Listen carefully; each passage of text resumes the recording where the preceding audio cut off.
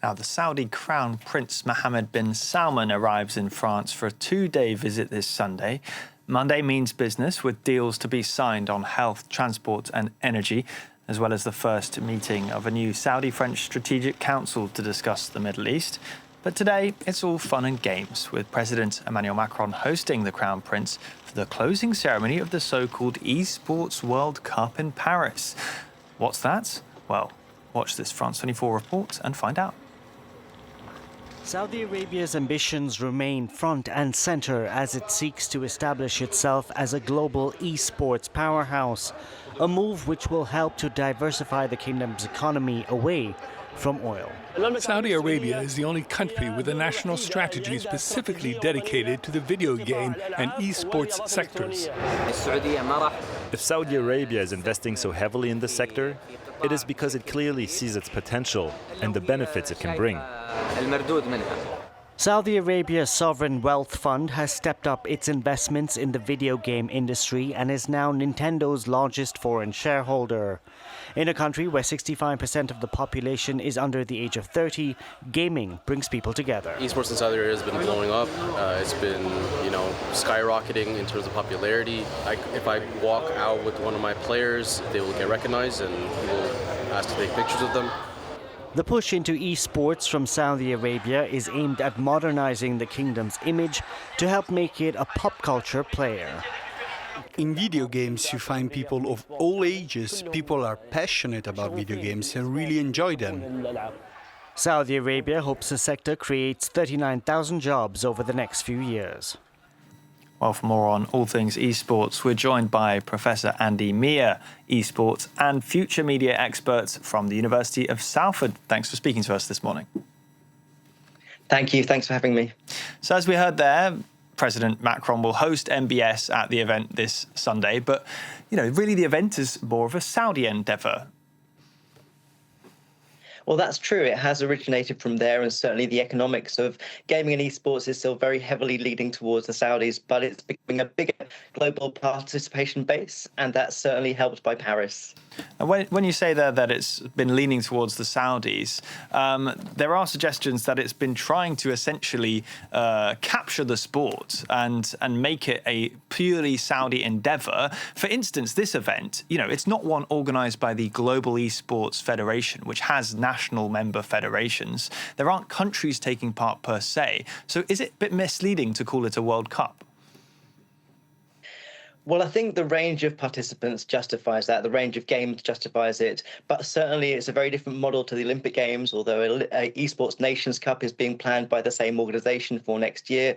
So it's growing rapidly. And I think this event, as a premier event in the esports world, is a good example of just how big it's become, with $75 million prize pool. That's a huge attraction for players. And it's gone from strength to strength over the years. But I think that the ownership of game titles, of publishers, the role of Saudi in thinking through the future of broadcasting, of media, of entertainment is part of that endeavour, really. It's looking to the future of what audiences want, really, and that's why they've got their stake in it, I would say.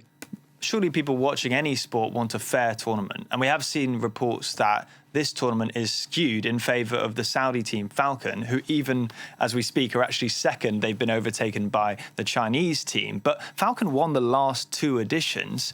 Do you think the format of this tournament is open and fair? I think that's a really difficult question to answer, but a really important one. We're at a time where there's a lot of dynamic things happening around the esports governance world.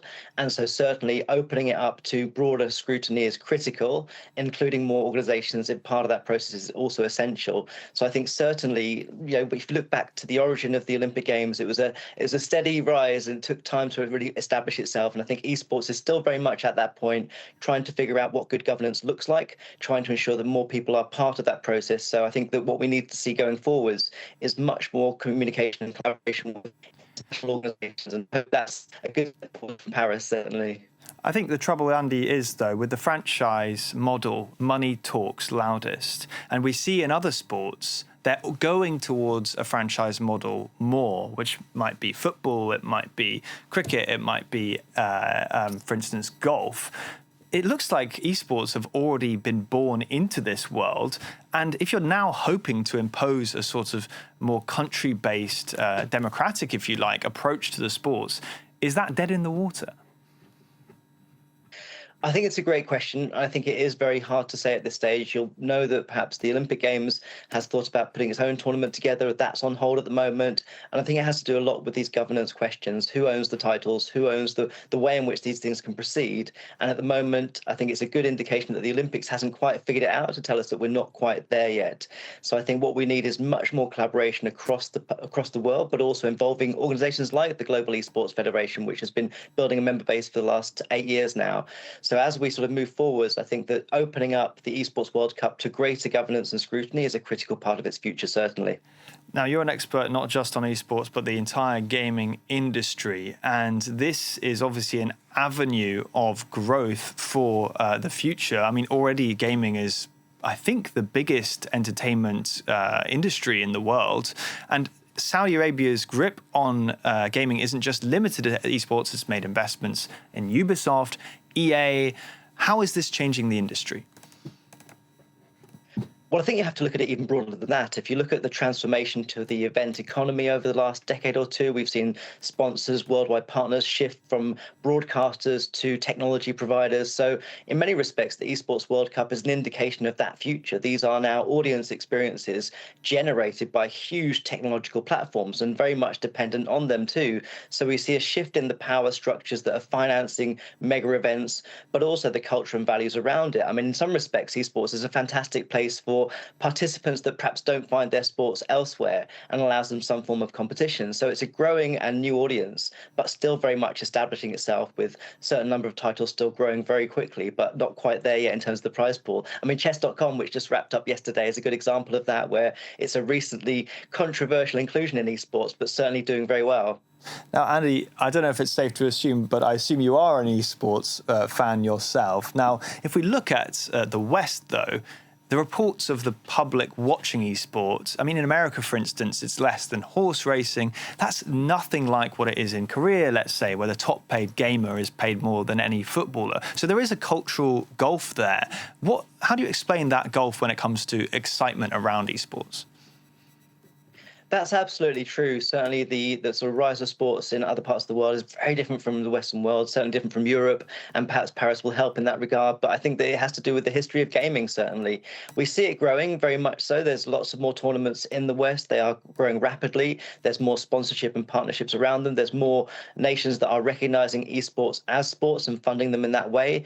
So I think it's still, again, early days in terms of that global picture, and it is becoming much bigger. There are many tournaments around the world, all over the different countries. So I think at the moment we see certainly the history of gaming skewed towards Asia, absolutely, but that's changing rapidly, I would suggest. And perhaps one of the avenues for that is France. Certainly, the talk here is that France is one of these countries in the West that are, interested in esports more than most. Vitality is the third team in the rankings of this particular World Cup, so it's called. So is there something about France that's a bit special when it comes to gaming?